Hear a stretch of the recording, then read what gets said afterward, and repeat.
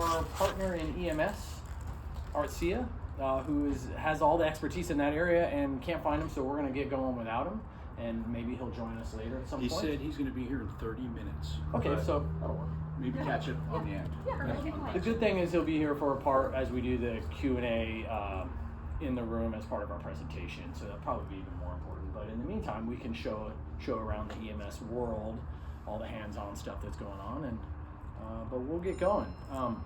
Ken and I are partners here full-time at the training center as associate deans, and I head up the law enforcement side, and Ken heads up the fire side, and we both had full careers in that world prior to coming here. And welcome to the Public Safety Training Center. We love to have guests. Is anyone here for the first time? Right here. I've not had a tour before. Okay. They had a not a fundraiser, but they had an event here years ago. Yeah. Years ago. So we danced here. That's pretty good. We're not going to take you out on too long of a walk, but you're going to get the full screenshot. This is our main quad. This is basically classrooms.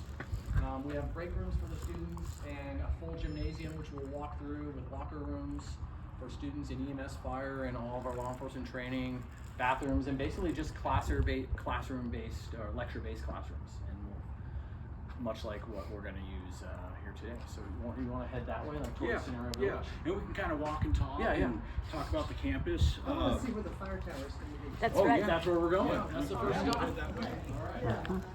And as you guys look around, it's about 5.5 acres. Yep. Right? So it's or 14 acres total, 5.5 for the EBOC. Back, I'll let EBOC. Emergency Vehicle Operations. Okay. Yeah, so they learn how to drive Try to keep up with the police vehicles, fire engines. That's right.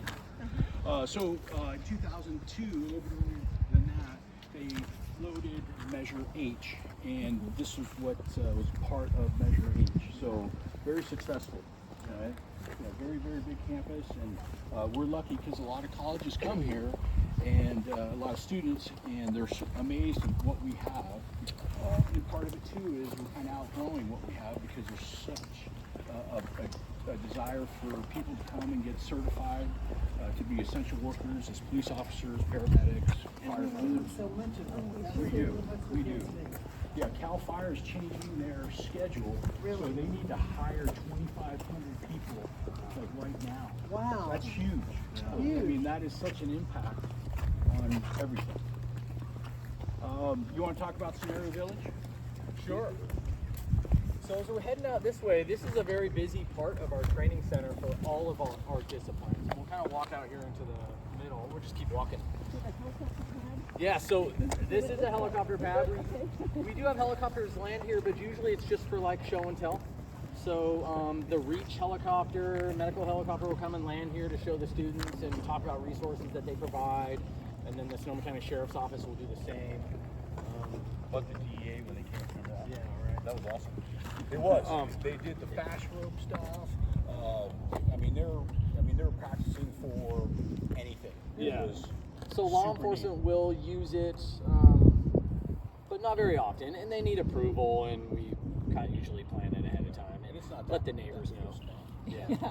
So straight ahead, this is our Scenario Village, and I think we should walk in and at least show them one of the buildings. Yeah. Our Scenario Village simulates a full town, so that all of our students in fire technology, EMS paramedics, and law enforcement training can go to simulated scenario calls where they're simulating real life response to calls for service, whether it's medical related, fire related, or law enforcement related. So in the village, we have straight ahead a 2-story apartment building, and inside you have bedrooms, a full kitchen, bathrooms, so you can simulate real life in there.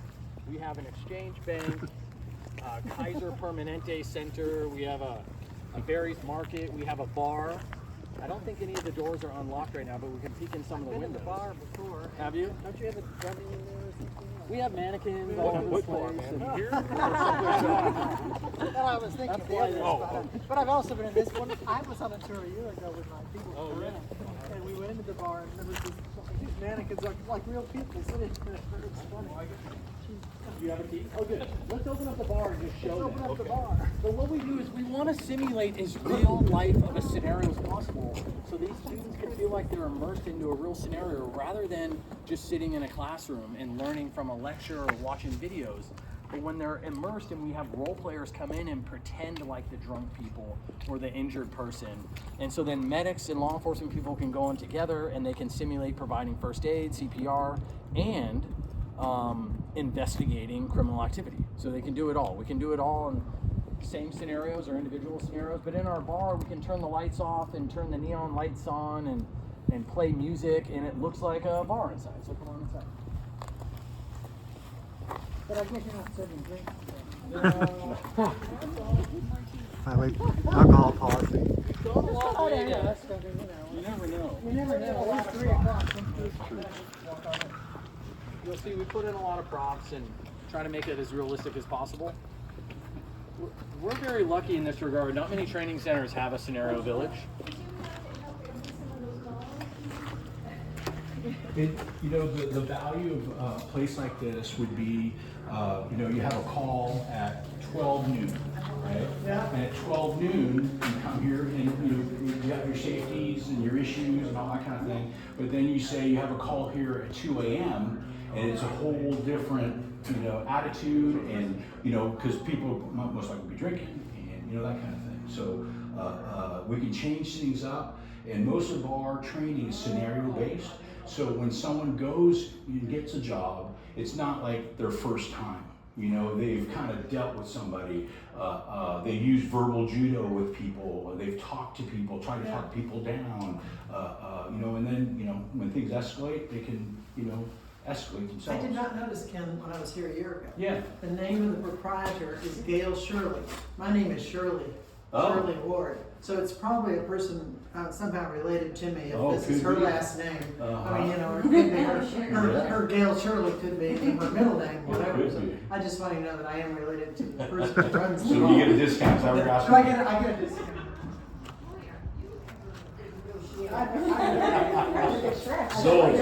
Sold.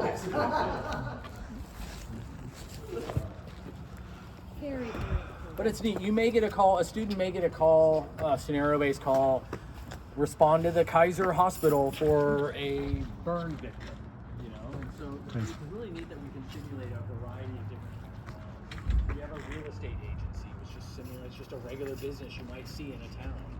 Barry's Market has shelves with products, and there's a cash register and coffee machines and a manager's office in the back, and so part of this script in the scenario may say meet with the manager in the back office, and the student has to solve that problem and go find people, and we have an ATM machine and We have a telephone.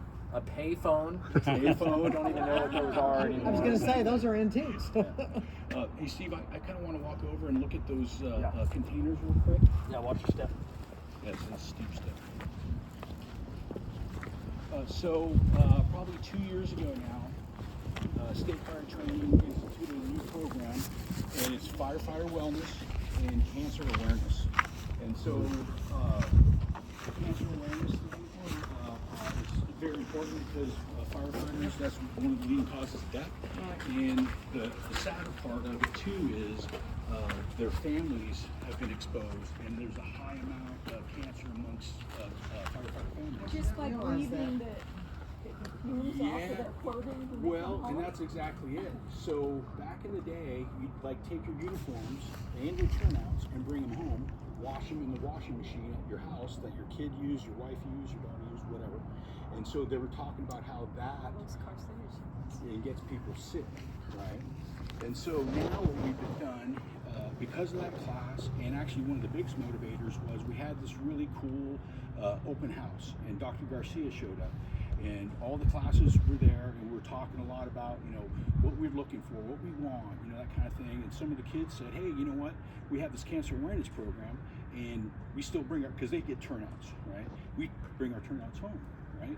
And so Dr. Garcia's all, well, why do you guys do that? It's like, well, they have no place to put them, right? And most fire departments don't either. And so what we started doing was, and Dr. Garcia gave us the go-ahead, was, hey, what can we do to help these kids out and to make sure that we're following everything?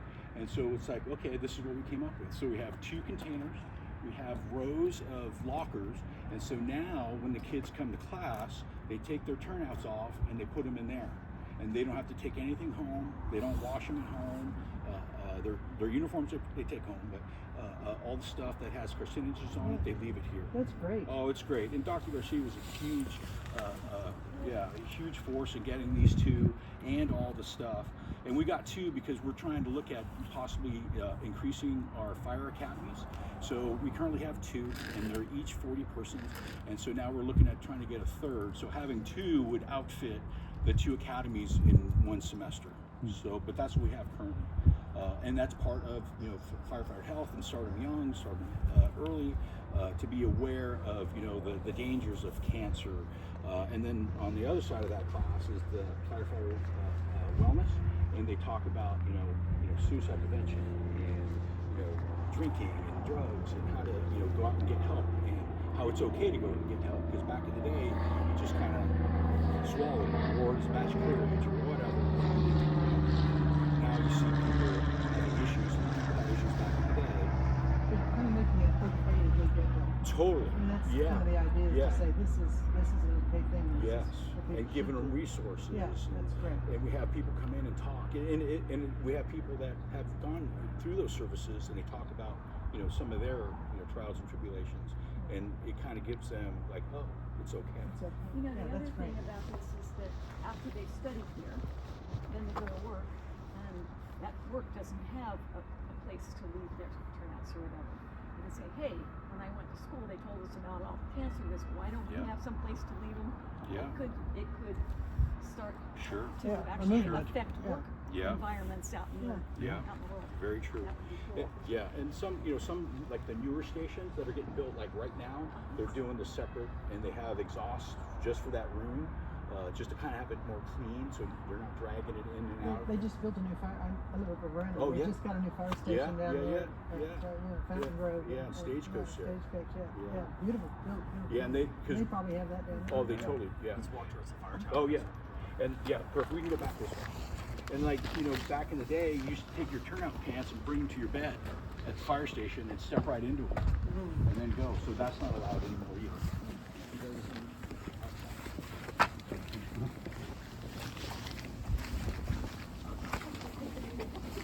Oh, it's amazing, right?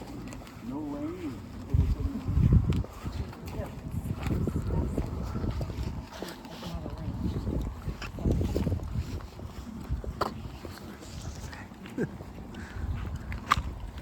Village gets pretty busy on a school day. It's late in the afternoon now, but on a typical Monday, Tuesday, Wednesday, even Thursdays, this place is crawling with students, EMS, fire. It's fun. It's fun to watch. Oh, yeah. Oh, that's great. Yeah, that's amazing. That's amazing. Take a picture, Shirley, and show Oh, them. oh, We should go stand there. So this is our new site for our new tower. It's going to be a half-acre square. We have a 5-story tower. It's going through architect review currently at the Department of State Architects in Oakland. And it's going to give us a lot of ability to be able to do a lot of different things. So we're going to be able to burn in the tower, but it's all propane, so it's clean or cleaner. So we can burn on non-burn days. So it was big for us because it's non-burn day, just a burn, you know. So it's part of the curriculum, so it really impacts the students because there's a lot of things they can't do if they can't do that class. This is a stupid question, but a fire tower is just a multi-story building Yes. where you have fires Yeah. and they practice. Yes. But you're That- going to set it on fire, is that right? well, parts of it. Parts of it. Yeah. But then how do you rebuild what you just Well, and it actually it's contained and it's not going to burn the building down, It's right? just a fire in a room which you're going to contain exactly. this particular Ex- thing. Yeah. So in this room here, because we do burns here all the time, we don't get power to actually So on these, the tower building, it's going to be all propane. So on the first floor, we have a kitchen. So it's a kitchen prop and a thing called rollover prop. So the fire comes over your head. So you have to fight the fire to get into that room that's on fire. And there's another rollover prop. And then on the second floor, it's a bedroom with that same thing with even a bigger rollover prop that you have to kind of fight your way down the hallway. And I'm sorry, you said this a minute ago and I was too busy taking a picture. When are you going to start building it? So we're going to probably start building it in April. It's at the State Board of Architecture right now. For approval. For approval. Okay. And once that comes back, then we start with get contractors and that. And so it's tentatively scheduled to be completed in December of 2026. So this coming year. December? Yeah, this year, yeah. And do you have to have a special contractor to build it, or just any contractor? Well, so kind of. So we're going to try to find a special contractor, and especially for the propane props because they're so highly technical. And so we'll have movable walls, so we can change the wall. So if we do searches, it's not always the same, right? There's confined space props. Are there any local contractors? Most likely, yeah. Is it coming in as a shell, like it's being shipped? No, it's in pieces. This week and Yeah, it's a metal building, so metal While frame, still keeping skeleton, people and they safe. wrap it with shit. Basically, a metal. Students. Oh, okay, yeah. They could be candidates to build this. Yeah, they could. That's a cat. Oh. Is it a skunk? We'll see, it's bad to see skunks during the day. It is indeed. Yeah, so we probably should smell it. Yeah, we should probably go. Let's go the other way. Practice an EMG civility. That's right. And so that is, we have, yeah, oh, it's amazing. And so we'll still keep, this is Class A combustible, so it's wood and that kind of thing. And so that generates a little bit more heat. And so again, that's scenario based. So once they go to a subpart of the room, it's not, you know, their first time ever. And so they have some filter tolerances. All right, so you want to head back this way? Or you Yeah, I wanna think go so. around? Towards EMS. And, Yeah. Or what about the Draeger fire cross? Yeah, I just kind of went over it real quick. Oh, you did? How about timing wise? Are we good? 3:22. I don't know, how long is your presentation in the classroom? We start at 4. Don't you have to? Oh, Oh, sorry. it's during the meeting. It's Yeah. during the Oh, meeting. sorry, Yeah. okay. Yeah. So So you then wanna go everybody down? plenty of time. Okay, so we can go down this way, and then we can take a left, and we can go look at the fire engine that we just got. So is that hazard warning sign there a prop or is that real? That's real. Okay. This is our firearms range. So not just for the police academy students here, but all of our local customer agencies in the northern part of Oh. Marin, Sonoma, Napa County, state, grant offices, provide training, monthly quarterly training. Local county sheriff's office and police departments. Yeah, most of them use our facility. We are providing a training Yep. for the police. Yeah, at a very reasonable cost.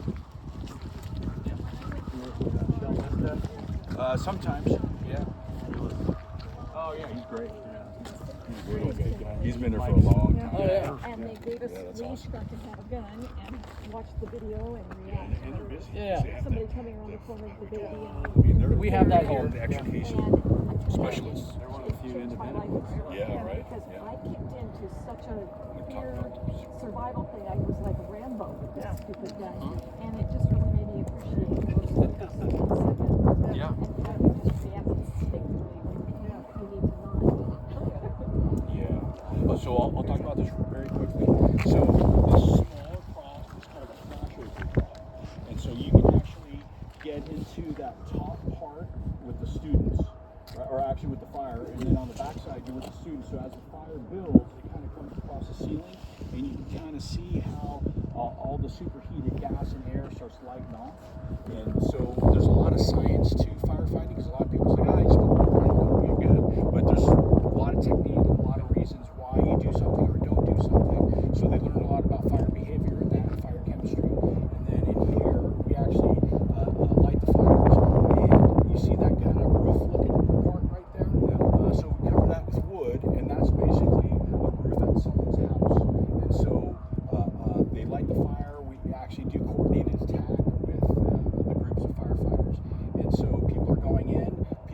to the top, and they're all working together to get all that superheated air and gas out, and then they can finally see the fire and put the fire out. So pretty cool. Yeah, they love it. Yeah, they love it. It's like one of the highlights of the class, and we saved it to last. That's good. Yeah. So will the fire tower replace these, or will these still be? Yeah, they'll still be here. Okay. Yeah, so having both kind of opens up a lot of different opportunities. Hey, can I call you back? Yeah. Can I call you back? Class A, that's all the good stuff. And then a propane fire is right. There's not a lot of smoke, and the heat's a little bit different, but when you see that thing burning, it's like, that's a structure. Yeah, it's pretty cool. It's great for the kids. I mean, yeah, they get that really true science-based exposure